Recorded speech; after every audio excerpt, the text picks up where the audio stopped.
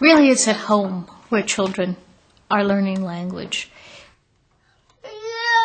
Good job. If you look at the waking hours that children have between birth and 5 years, and you assume that for some of those waking hours you're playing with them, and you assume that you speak every minute 10, 12 words, 100 words, if you were speaking slowly but continuously, your child would have heard millions of utterances by the time they're 5. Children vary in the amount of language they've heard from parents, from 5 to 20 million utterances in that period. That's an enormous difference in the amount of experience, and still it's an enormous amount of experience for everyone. So the time you spend with your child engaged in activities you're both enjoying and that you're commenting to each other about is making your child a PhD of language by the time he's 5. Oh my gosh, good dog. I'll stop. Sleep. There's a dog. And the floor. On the floor? Yeah. On the floor? Yeah. Right there. Well, right there. There's a new? Yeah.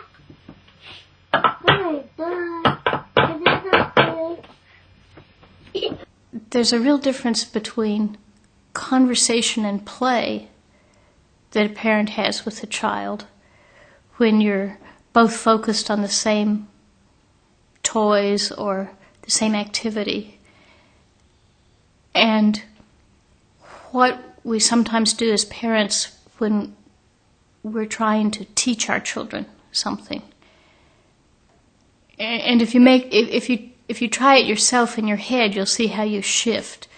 When you're in conversation for play, you're listening to understand the child. You're leaving silences and space for the other person to speak. You're making sure you understand what they say by repeating it, where you naturally fill in what might be missing.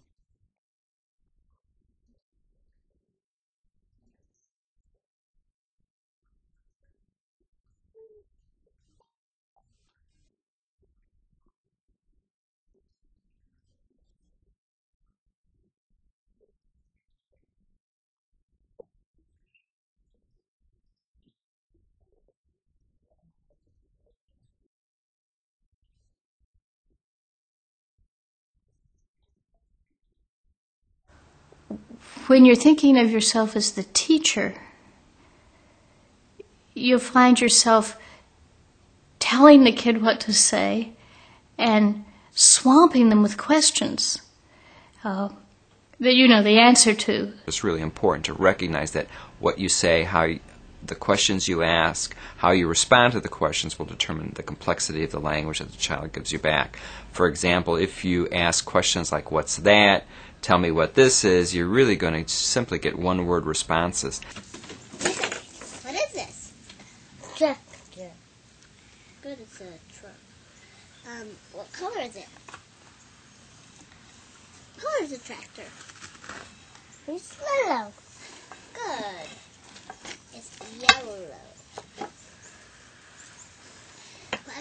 What color are the wheels? It's black. Good. Is it a toy? Yes. Good. What we try and do when we interact with children, if we really want to get a good picture of what it is they're capable of, we try to do a lot of what we call real questions, things that we're interested in that we're going to know lead to stories or relaying of events that the child participated in, rather than ask kind of test questions of things that we already know the answers to. And it's oftentimes it's easier to do. It's easier to say that you're going to do that than to do that. There's a real tendency with young kids, particularly if they don't talk a lot, to feel like you have to kind of keep talking, so you're asking lots and lots of questions. But then really what you end up doing is you dominate the conversation, which discourages the child from talking, and you get simple responses back. You know, when speech and language pathologists or other people say to you, you know, it's best not to ask questions, it's better to comment, this is not an easy thing to do. I work with graduate students who have heard this over and over again, that practice it.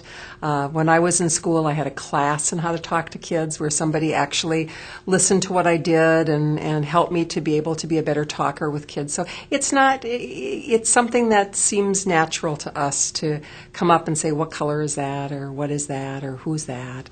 But I think it's important and to promote conversation, to do a lot more of that commenting, where instead of saying, what color is that, you say, oh, you're making a red dog. It looks like Clifford, you know, and or you're doing such and such, and then pause and wait, because maybe it's not Clifford, you know, or, you know, maybe they're not making a dog, so it's more like they can then say to you, no, it's such and such, or yes, or I like this, I like dogs, or something. But the idea of waiting is another thing that is important to do.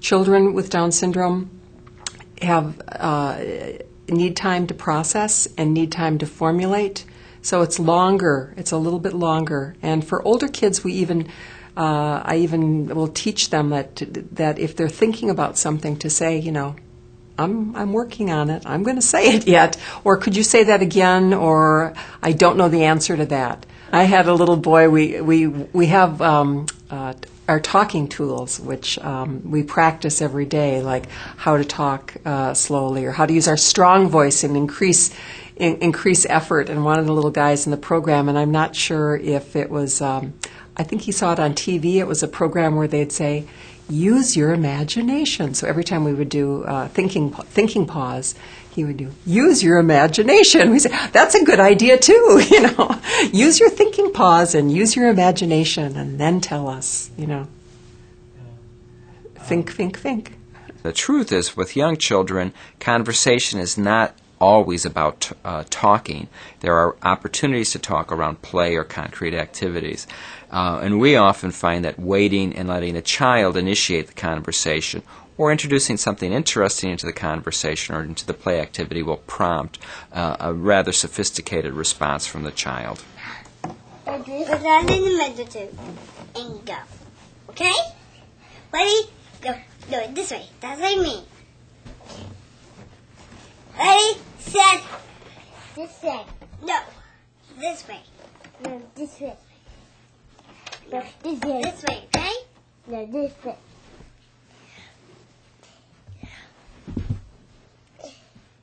This way.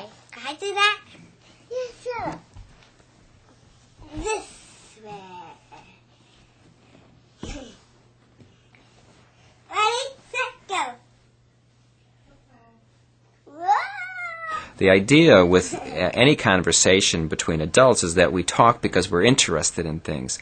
And I think that it's really important to remember that when you interact with children. What are they interested in? What will be the most likely to get them motivated to talk in the first place? If they're motivated to talk, you're going to get not only more talk, but you're probably going to get kind of the best example of what it is that they're capable of doing.